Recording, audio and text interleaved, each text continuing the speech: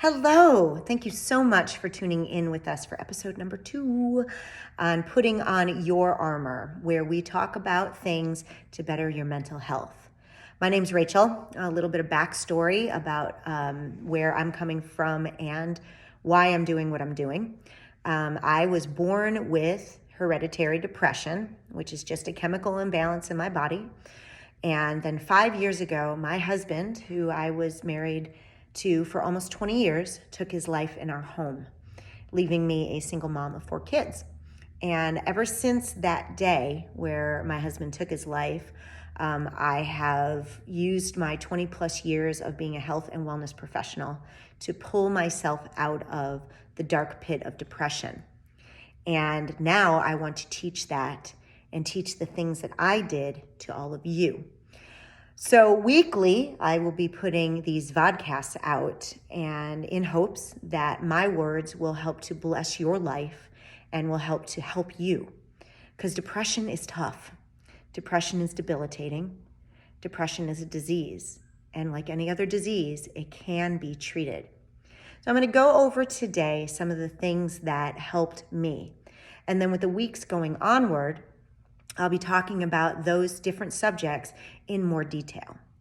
Now, I'm a health and wellness professional, and right after Randy passed away, let's backtrack. I own a gym. I've owned a gym for the last 12 years. I've also been a fitness instructor since I was 17 years old. If you want to do the math on that, well, I didn't tell you how many years I've been a fitness professional to this date, but it's been a long time. And so the gym actually helped to save my life, because the first thing that helped my body get stronger, which helped my mind to heal, was exercise. Now, I'll tell you what, when you're depressed, you don't want to get up out of bed, let alone get outside and attend a class somewhere. And it doesn't have to be going to do a Zumba class or a cycling class or even a yoga class and get with people. But if you at least get up and walk outside, go for a bike ride, go for a run if you were an avid runner, or do at-home workouts. YouTube is a plethora of at-home different workouts. I'm also a Beachbody coach, and that allows me to work out at home as well. But exercise actually releases different chemicals in our body that help our mind, okay?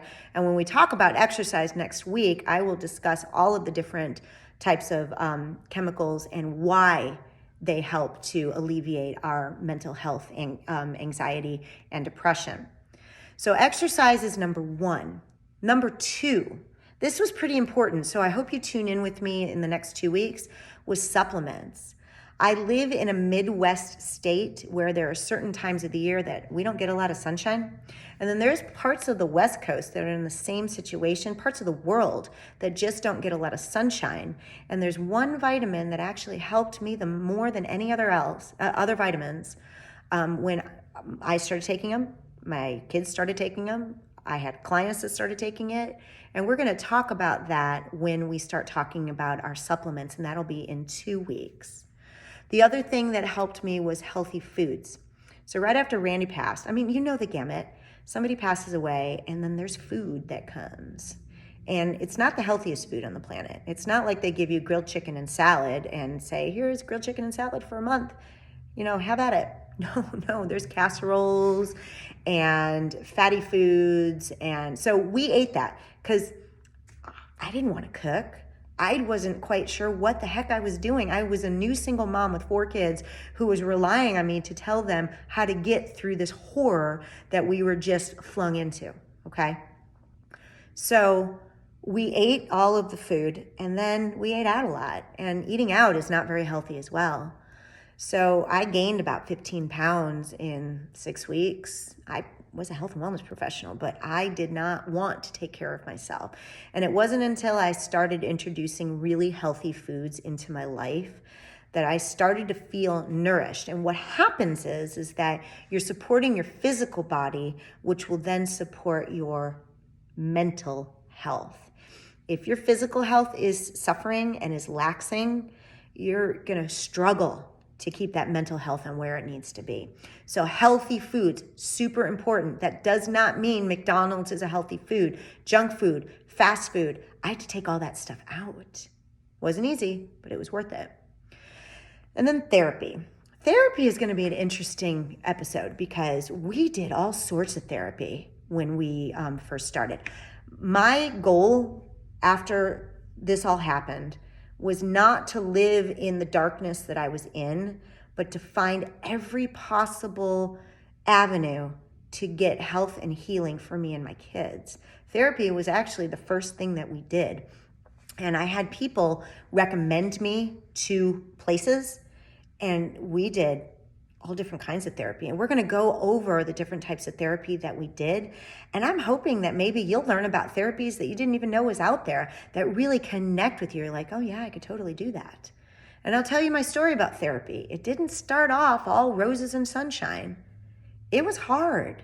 Therapy was very hard, full of a lot of tears, but it was a release that was necessary. Then also community. Now right now we're in a day and age where we are post-COVID. We know what happened to us in 2020. It was hard. The community, our people, our gatherings was ripped away from us drastically, and I think violently. We didn't know what to do. We were stuck in our homes and we didn't know how to handle it. And the only thing that we had to do for a community was Zoom or another telecommunication avenue.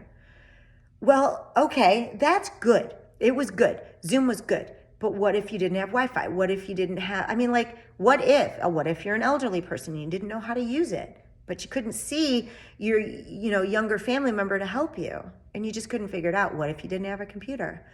Community is so important. Well, we're post-COVID now, so we can get to gathering with other people. The problem is that when you are depressed, you don't want to. You don't want to talk to anybody. You don't want anybody to talk to you. You just want to be alone. And we were made to be relationship people. So community is super, super important to get with people who are like-minded like you and talk with them. Back in the day, I'm going to use a breakup with a girl as an example. Back in the day, there was a breakup, right? All the girlfriends would swoop in with pints of ice cream. That wasn't the best choice, but you know what I mean. And we would bash the ex-boyfriend, laugh, and talk about it. That is a release that is necessary. So community is also very important. And then there is God. And I hope that you tune into that episode, because after Randy passed, I was angry at God, very angry. I thought that he deserted us because we were a good Christian family. We loved each other. We loved my husband. My kids adored him. And he left in the most violent way possible. And I thought that we were abandoned by the God that we believed in. So I am going to share with you on how I rebuilt my connection with God. If you don't have a connection with God, it's okay. You can skip that episode if it makes you feel uncomfortable.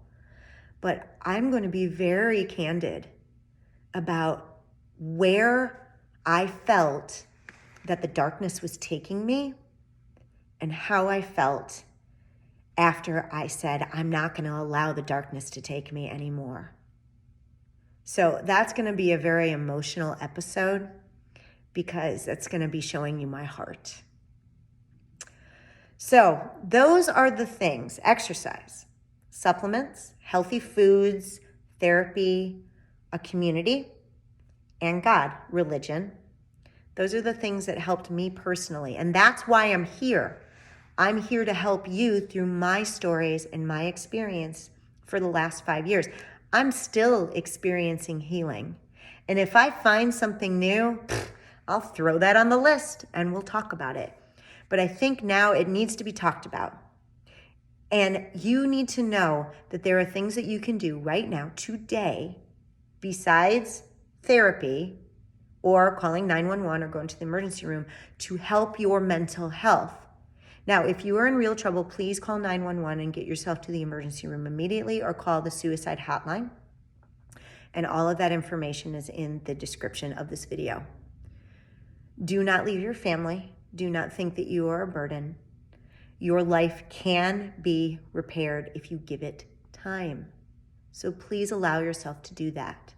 There is nothing that you have done that cannot be changed in the future, but death is permanent. And you will put your family and your loved ones and your friends and your circle of people through a lifetime of hell if you decide to take your life. And I can tell you from experience that that is true. So, thank you for watching. I am Rachel. I know that I am going to do my best to try to connect with you and reach you. I have an email address in the description of this video. You can always reach out to me and I will do my best to help you. Disclaimer, I am not a therapist or a psychiatrist or a psychologist or a counselor. I am just someone who has lived a tragedy and I want to reach out and help, and I hope that I can help you. Thank you for tuning in. I will see you next week, same time. Have a blessed day.